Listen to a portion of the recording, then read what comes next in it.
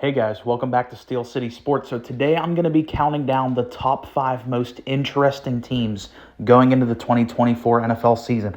And what I mean by interesting, obviously there's a lot of buzz around these teams, but a lot of these teams not very proven. There's still a lot of question marks with these teams, and I do think there's a chance where some of these teams could end up being bad this upcoming year. Some of these teams could end up being really good. So for me, these are the most fascinating teams. Let's get into the list right now.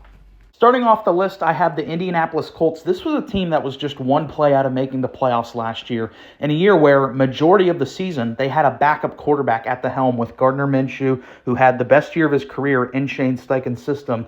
That tends to be a trend with Shane Steichen. Players thrive in his system, and Anthony Richardson, I think, is one of the most young and exciting, potentially superstar level quarterbacks we have in the NFL right now. And that very small sample size, he was incredible last year. The 3.5 games he played.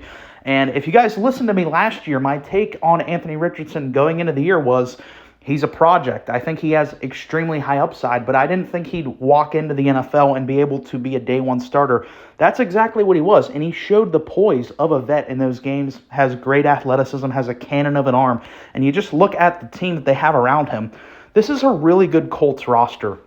They've got a capable offensive line. They have a potentially superstar running back in Jonathan Taylor. Just a couple years ago was in the conversation for best running back in the league. Obviously, the contract stuff kind of muddied the waters there, but he's still a great player. I loved their draft as well, where they were able to add Laitu Latu. Sorry if I'm mispronouncing that. They added him. If he hadn't had the neck injury a couple years back, he would have been a top 5 guy, at least top 10 in that draft. That's how good he was. Just that neck injury concerns, but he played 2 clean years of college football after that injury. So for me, that doesn't worry me. And also adding Adonai Mitchell in the middle of the second round. That guy to me was one of the better receivers in this class. And I honestly think he's better than some of the guys that went before him, like his teammate Xavier Worthy, like Keon Coleman, like Ladd McConkey. I think Adonai Mitchell was a steal for them. So I really like those 2 picks to go with an already really talented Colts roster, adding another weapon alongside Michael Pittman Jr., and bolstering their defensive line to go with DeForest Buckner. They have a capable secondary. And on top of that, they have one of the best up-and-coming head coaches in the league right now with Shane Steichen. So you think if they get a healthy year out of Anthony Richardson, it's hard for me to see the Colts not being in the playoff mix, if not being a wild card team this year. Coming in at number 4, I have the Los Angeles Chargers. So I just put out a video yesterday talking about the Chargers. Will they make the playoffs? And I think they are one of the most intriguing teams because you can make strong arguments on both sides of the fence for if they're going to be a playoff team. I'll give you both sides real quick. The pro, they're going to make the playoff side. You have one of the biggest upgrades at head coach I've ever seen. To go from Brandon Staley, who was public enemy number 1 on this channel. If you listened to me last year, you knew that the Chargers were about to be blackballed on this channel if they hadn't fired Brandon Staley after that Raiders game. Thankfully for them, they did. They went out there and got the top name in this year's coaching cycle with Jim Harbaugh, who's going to be an immediate upgrade. You know, he has immediate success everywhere he's gone throughout his coaching career. I think his culture translates well to the pros and to college. He has a track record of that. So that's the big positive is you're going to have a new culture here. You're going to play a very physical style of football, which works in the modern day. I know people say that it's like flag football now. That's BS. It's still a very physical game, and Harbaugh is going to lean into that. The problems I have, though, number 1, the receiver room is very, very thin. And in today's NFL, wide receiver has become one of the top 2 to 3 most important positions on the field. I mean, look at what these guys are getting paid now. We just saw CeeDee Lamb get $34 million a year. Justin Jefferson got $35 million a year. So receivers are a vital piece to today's game, especially when you have an elite talent at quarterback to pair with them. So that's one worry for me. And another worry is he's put a big emphasis on the defensive linemen with Joey Bosa and Khalil Mack. I don't know if those are the most reliable guys to build a defense around, especially Bosa, who is one of the most injury-prone players in the league. Derwin James as well, the star safety, another injury-prone guy. And Khalil Mack, I really like, but he's going to be 35 this year. So I do have my worries, but they just have that upside of having that great quarterback and having that great coach. Coming in at 3rd, I have the Cleveland Browns. I don't think people quite understand how bizarre a season the 2023 Cleveland Browns had. To win 11 games with 5 starting quarterbacks, to have that much turmoil and turnover, just chaos at the most important position on a football team.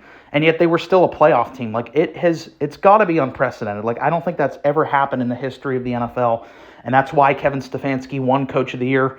I've given Stefanski a lot of praise. I ranked him really high when I ranked all the coaches for good reason. I think he's really good.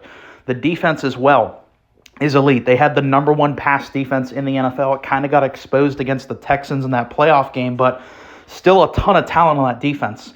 The intrigue for this team and why they're on this list is the quarterback situation. Like we said, last year they dealt with so much turnover. They can't have that again. It's not a repeatable recipe to have that many different starting QBs and still be a viable playoff team. So they need consistent play from Deshaun Watson, the guy they're paying a shit ton of money to. And is that going to happen? I don't see it. I think at this point it's now naive to think Deshaun is ever going to return to what he was in Houston. He's just not a very good player at this point in time, and that's why the Cleveland Browns are on this list, is they have a lot of talent, but there's so much uncertainty at the most important position. And at number 2, I have the Chicago Bears, who you could argue the most hyped team of this offseason, because not only did they add a once-in-a-generation level talent and prospect at the quarterback position with Caleb Williams. That alone right there would be enough to land them on this type of list, because we're all going to be paying attention to Caleb this year. He's going to be one of the most talked about and popular players in the league this upcoming season.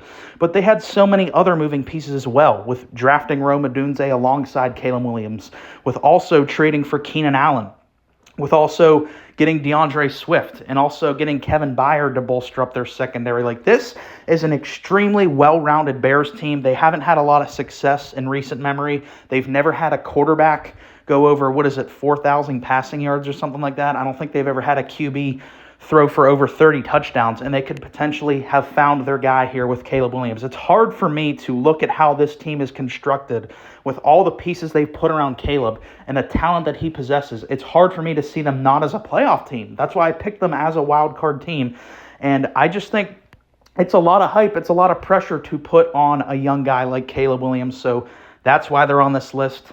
They got a lot of expectations, and they're going to have a lot of eyeballs on them throughout the year. And the most intriguing team for me going into the 2024 NFL season is the New York Jets, a team that I have been hypercritical of this offseason, and I think that they are legitimately the most overrated and hyped up team going into this year. I just feel like people are simply overlooking their flaws. I already made a video. You can look it up, Steel City Sports.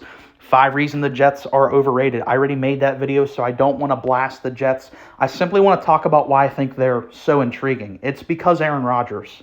That's not really, it's not rocket science here. Aaron Rodgers is one of the most polarizing players in the history of the NFL, and we haven't seen him play in 2 years now. So to see him finally, hopefully, we're all hoping he stays healthy this year, and we get to see him play in a New York Jets uniform. And there's people out there that legitimately think the Jets are a strong Super Bowl contender.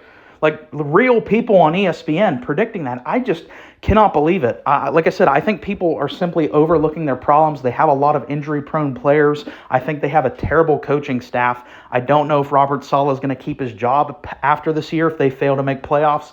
Nathaniel Hackett's probably the worst offensive play caller in the NFL right now.